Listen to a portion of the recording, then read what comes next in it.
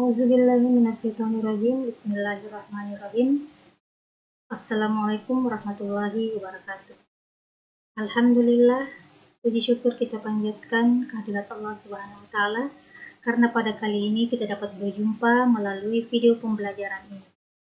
Perkenalkan, nama saya Andi Tendri Andi Sinta. Saya mahasiswi Pasca Sarjana Yayan Parepare, Program Studi Pendidikan Agama Islam kelas B dengan NIM 202003886110812 angkatan 2020. Baik, pada kesempatan ini saya akan menjelaskan tentang materi yaitu media dan sumber belajar. Video ini saya buat sebagai tugas kuliah dengan mata kuliah Desain dan Produksi Media Pembelajaran PAI dengan dosen pengampu Dr. Usman Nur MAG.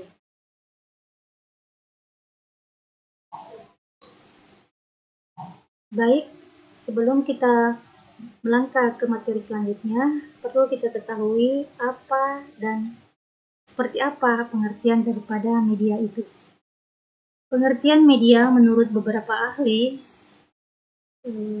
yaitu Getnet dan Yusuf Hadi Miarso, mengatakan bahwa media pembelajaran adalah berbagai jenis komponen dalam lingkungan siswa, mahasiswa yang dapat merangsang siswa untuk belajar.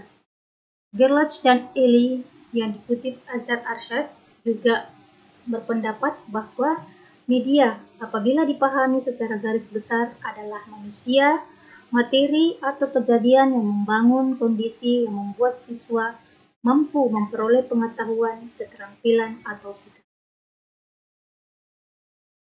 Pada materi kali ini saya membagi beberapa kelompok, yaitu klasifikasi media menurut Lessing, Vlog, dan Regulut dalam Azhar Arsyad. Kelompok pertama yaitu media berbasis manusia seperti guru, instruktur, tutor, main peran, kegiatan kelompok, dan file tray. Kelompok kedua yaitu media berbasis cetak seperti buku-buku penuntun, buku-buku latihan, alat bantu kerja, dan lembaran lepas. Kelompok ketiga, media berbasis visual, seperti buku, alat bantu kerja, bagan, grafik, peta, transparansi, slide dengan bantuan komputer, interaktif video, dan hipertext. Kelompok keempat, yaitu media berbasis audiovisual, seperti video, film, program slide, tape, televisi, dan komputer. Dan kelompok kelima, media berbasis komputer, pengajaran dengan bantuan komputer, interaktif video, dan hipertext. Selanjutnya, kita akan membahas tentang pengertian sumber belajar. Apa sumber belajar itu? Menurut IECT 1977 mengartikan sumber belajar sebagai semua sumber, baik sumber berupa data, manusia, dan barang, yang dapat dipakai oleh pelajar sebagai suatu sumber tersendiri atau dalam kombinasi untuk memperlancar belajar. Manfaat sumber belajar. Manfaat sumber belajar ada dua hal. Yang pertama, sumber belajar yang didesain dan sumber belajar yang dimanfaatkan. Sumber belajar yang didesain merupakan sumber-sumber belajar yang secara khusus dikembangkan sebagai komponen sistem instruksional yang diharapkan dapat membantu kemudahan kegiatan belajar yang bersifat formal ataupun non-formal dan mempunyai tujuan tertentu. Sedangkan sumber belajar yang dimanfaatkan yaitu sumber-sumber yang tidak secara khusus didesain untuk keperluan pembelajaran, namun dapat ditemukan, diterapkan, dan digunakan untuk keperluan belajar. Peranan media dan sumber belajar. Peranan media pembelajaran. Peranan media pembelajaran dalam hal ini sebagai pertama, untuk mengatasi perbedaan pengalaman pribadi peserta didik. Kedua, media pembelajaran berperan untuk mengatasi batas-batas ruang kelas.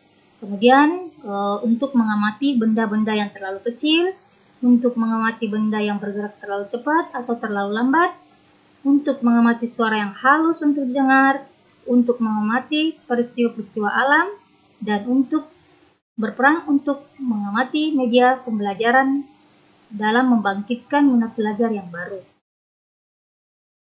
Peranan sumber belajar. Peranan sumber belajar yaitu pertama, menjembatani anak atau siswa dalam memperoleh pengetahuan. Kedua, mentransmisi rangsangan atau informasi kepada anak atau siswa. Ungkapan transmisi dalam konteks ini mempunyai dimensi banyak dan dapat dikaitkan dengan pertanyaan-pertanyaan seperti apa, siapa, di mana, dan bagaimana. Pertanyaan-pertanyaan ini amat berguna sebagai alat bantu mengorganisasi dimensi sumber belajar. Manfaat media dan sumber belajar. Jadi tadi kita membahas tentang peranannya, sekarang kita membahas tentang manfaatnya.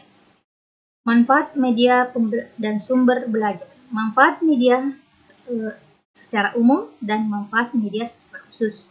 Manfaat media secara umum yaitu memperlancar interaksi guru dan siswa dengan maksud untuk membantu siswa belajar secara optimal. Manfaat media secara khusus yaitu penyampaian materi pembelajaran dapat diseragamkan.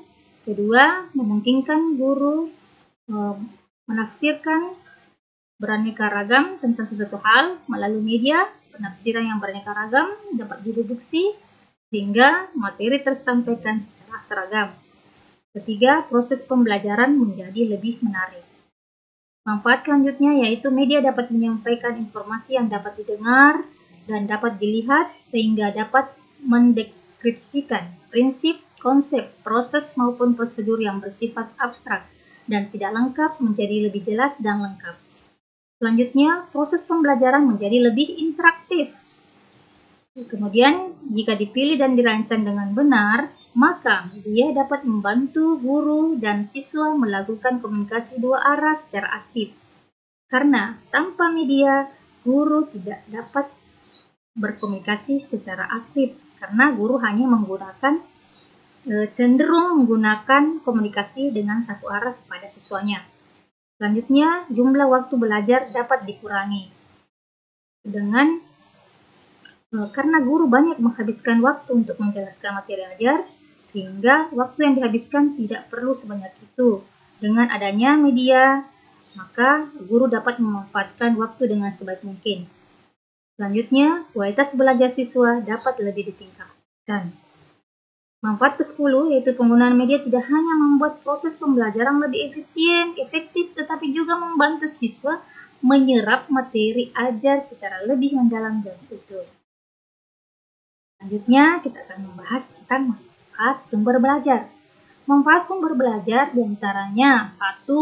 Meningkatkan produktivitas pembelajaran dengan jalan mempercepat laju belajar dan membantu guru untuk menggunakan waktu secara lebih baik dan mengurangi beban guru dalam menyajikan informasi, sehingga dapat lebih banyak membina dan mengembangkan gairah. Kedua, memberikan kemungkinan pembelajaran yang sifatnya lebih individual, dengan cara mengurangi kontrol guru yang kaku dan tradisional, dan memberikan kesempatan bagi siswa untuk berkembang sesuai dengan kemampuannya. Dan ketiga, memberikan dasar yang lebih ilmiah terhadap pembelajaran dengan cara merancang program pembelajaran yang lebih sistematis dan mengembangkan bahan pengajaran yang dilandasi dengan penelitian. Keempat, lebih memantapkan pembelajaran dengan jalan meningkatkan kemampuan sumber belajar, penyajian informasi dan bahan secara lebih konkret. Manfaat kelima, yaitu memungkinkan belajar secara seketika, yaitu mengurangi kesenjangan antara pembelajaran yang lebih bersifat verbal dan abstrak dengan realitas yang sifatnya konkret, memberikan pengetahuan yang sifatnya langsung. Manfaat keenam yaitu memungkinkan penyajian pembelajaran yang lebih luas dengan penyajian informasi yang mampu menembus batas geografis. Demikianlah pembahasan materi kali ini. Semoga ada manfaatnya. Sekian dan terima kasih. Wassalamualaikum warahmatullahi wabarakatuh.